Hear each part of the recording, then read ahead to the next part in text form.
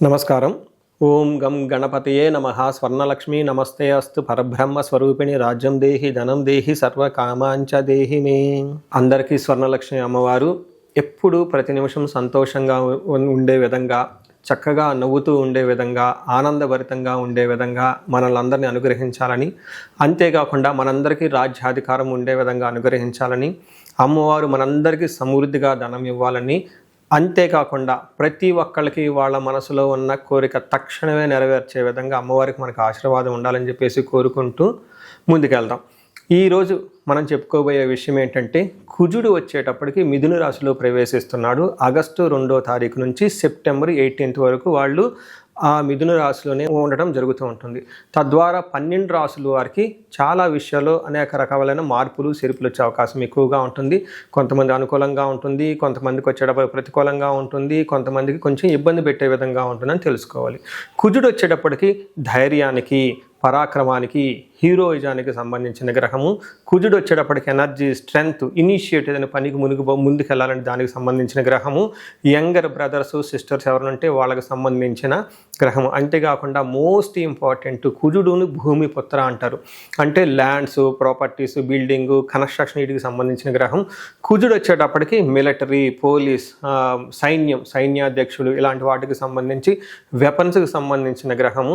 అలాగే కాకుండా కుజుడు వచ్చేటప్పటికి ఫైర్, హీట్, ఇంజనీరింగ్, టెక్నాలజీ, ఫోర్స్ని అప్లై చేసే ఇట్లాంటి పనులన్నిటి కూడా కుజుడికి సంబంధించిన గ్రహం. ఇలాంటి కుజుడు మిథున రాశిలో 45 రోజులు సుమారు ఉండటం వల్ల మిగతా 12 రాశుల వరకు ఎలా ఉందో మనం చూద్దాం. ఇప్పుడు మనం తులారాశి కనుక గమనించుకుంటే, ఈ రాశి వారికి 9వ స్థానంలో ఈ యొక్క సంచారం జరుగుతుంది. మిథున రాశి ఈ రాశి వారికి 9వ రాశి అవుతుందని గమనించుకోవాలి.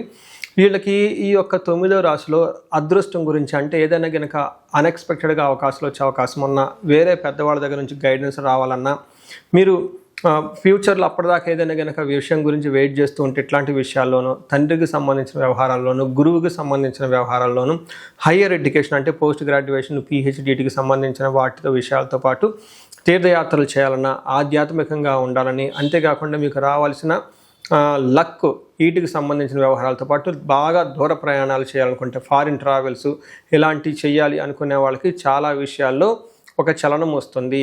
ముందుకెళ్ళే అవకాశం, పనులని ఉంటుంది. కొంచెం కష్టపడితే ఇందాక చెప్పుకునే విషయాల్లో అన్ని విషయాల్లో అనుకూలంగా ఉండే అవకాశం ఎక్కువగా ఉంటుంది. మనకి ఏం చెప్తారంటే, సంస్కృతంలో ఒక శ్లోకం కూడా చెప్పారు. ఎప్పుడైతే 9వ స్థానంలో కుజుడు ఉంటారో, అశనాచ్చ ధనశూన్యం శోషణం దేహపీడనం స్థాననాశనం విరోధచ్చ నవమస్తే భవేత్ సుతే అని చెప్తారు. అంటే ఈ టైంలో అన్న వస్త్రాదులకు కూడా కొంచెం కటకటలాడే అవకాశం ఎక్కువగా ఉంటుంది. శారీరకంగా కొంచెం టైర్డ్నెస్గా ఎక్కువగా ఉంటారు, వీక్గా ఉండే అవకాశం ఎక్కువగా ఉంటుంది.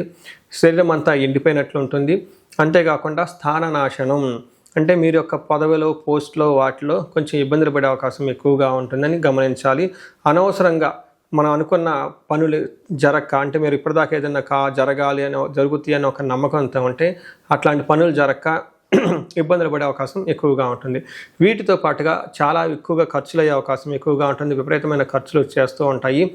తర్వాత శత్రువుల ద్వారా విపరీతమైన ప్రెషర్ ఎక్కువగా ఉంటుంది. వాళ్ళు మిమ్మల్ని ప్రతి విషయాలు ఆటంకపరుస్తూ ఉంటారని గమనించాలి. వీటితో పాటుగా కడుపులో నొప్పి, స్టమక్ పెయిన్స్ అంటారు, ఇవి వచ్చే అవకాశం కూడా ఎక్కువ ఉంటుందని గమనించాలి.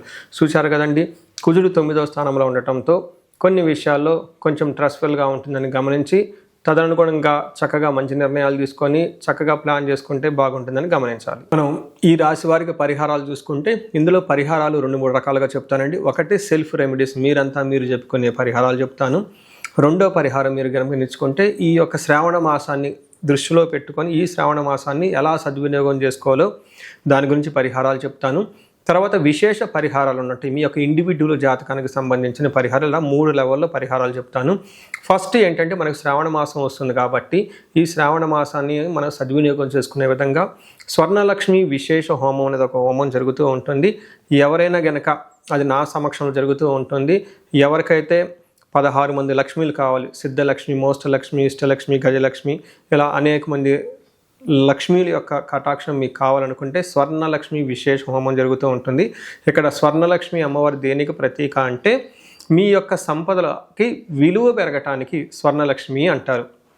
అంటే ఆల్రెడీ మనకు ఇల్లు ఉండొచ్చు, సంపాదన ఉండొచ్చు, పిల్లలు ఉండొచ్చు, అందరూ ఉండొచ్చు. అయితే వాటికి విలువ ఇంకా పెరగటానికి కావాల్సిన ఒక శక్తి అమ్మవారిని స్వర్ణలక్ష్మి అంటారు. ఈ యొక్క స్వర్ణలక్ష్మి విశేష పూజ చేయడం జరుగుతుంటుంది. అమ్మవారికి ఎంతో ఇష్టమైన తామర పూలతో ఈ యొక్క హోమం చేయటం జరుగుతుంటుంది. అమ్మవారికి ఇష్టమైన అనేక పుణ్య ద్రవ్యాలు మొత్తం ఈ పూజ సామగ్రి వాడటం జరుగుతుంటుంది. ఇది అయిపోయిన తర్వాత ప్రతి ఒక్కరికి 3 వెండి కాయిన్స్ ఇవ్వడం జరుగుతుంటుంది. ఒకటి బీరువాలో పెట్టుకోవడానికి, ఒకటి మీ పర్సులో పెట్టుకోవడానికి, ఒకటి పారే నీళ్ళల్లో డ్రాప్ చేయడానికి.